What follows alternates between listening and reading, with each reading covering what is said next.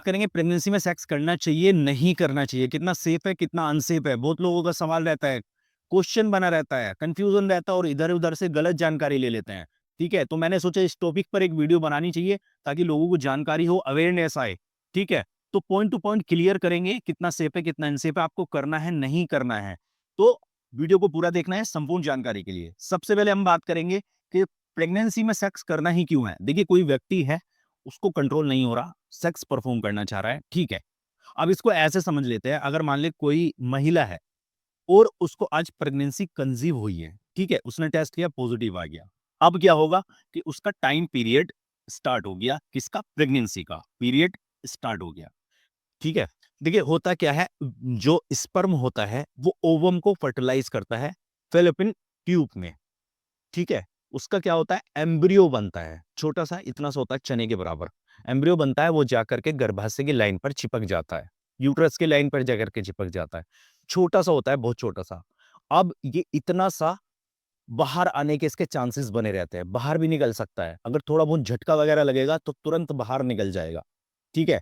अब मान लीजिए कोई व्यक्ति सेक्स करना चाहता है और उसने शुरू के पीरियड में इन 3 महीनों में सेक्स किया और थोड़ा बहुत अगर महिला को झटका वगैरह लगा, प्रेशर दबाव पड़ा, तो वो एम्ब्रियो बाहर निकल सकता है, ठीक है। तो शुरू के 3 महीने आपको बिल्कुल भी सेक्स परफॉर्म नहीं करना है, टोटली अवॉइड करना है, ठीक है। डेंजर पीरियड है वो, तो शुरू के 3 महीने नहीं करना है। अब मान लीजिए आपके 3 महीने आपने सेक्स नहीं किया, 3 महीने कंप्लीट हो गए, डॉक्टर के पास जाइए, गायनोकोलॉजिस्ट के पास जाइए, चेक कराइए, अल्ट्रासाउंड कराइए, सोनोग्राफी।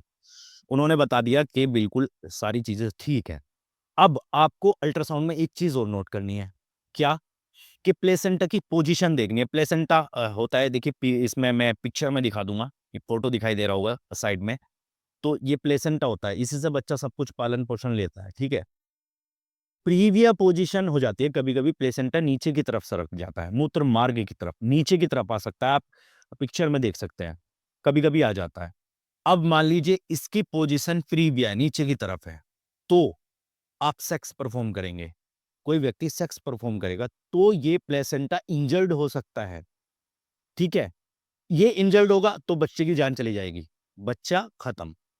तो आपको ये चीज़ ज़रूर से नोट करनी है, 3 महीने तक सेक्स नहीं करना है, उसके बाद सोनोग्राफी में आपको देखना है कि प्लेसेंटा की पोज़ीशन कैसी है, नीचे तो नहीं है, ठीक है?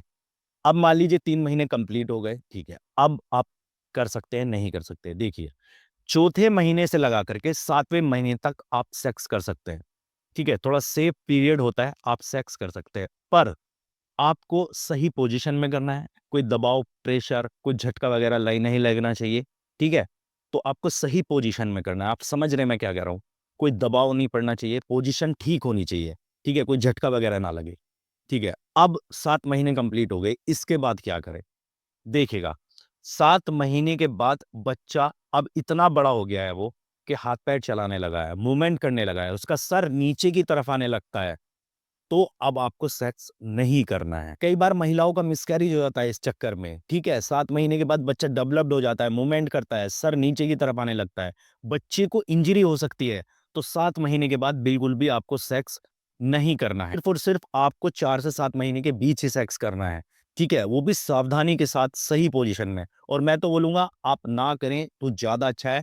पूरे 9 मंथ तक आप सेक्स ना करें तो ज़्यादा सेफ है, ठीक है? एक कन्फ्यूज़न और लोगों को बहुत ज़्यादा बना रहता है कि हम डिलीवरी के बाद कितने दिन बाद सेक्स कर सकते हैं, ठीक है? देखिए, नॉर्मल डिलीवरी हो यानी वेजाइनल डिलीवरी या फिर सर्जिकल डिलीवरी, कैसी भी हो, एक बात खास तौर से आपको ध्यान रखनी है, टाँकों का, ठीक है? नॉर्मल डिलीवरी में कई बार वेजाइना में कट लगता है, इवन ना भी लगे तो महिला बहुत ज़्यादा वीक हो जाती है, बहुत ज़्यादा ब्लड लॉस होता है, हार्मोनल डिसबैलेंस हो जाते हैं, कमज़ोरी आ जाती है, तो उसको रिकवरी होने दें। 2 से 3 महीने सेक्स परफ़ॉर्म ना करें, खिलाई-पिलाई करें, रिकवरी होने दें, उसके बाद ही 3 महीने के बाद ही करें, ठीक है? यहाँ पे सर्जिकल की बात करें तो सर्जिकल में पेल्विक एरिया में बहुत सारे टाँके आते हैं।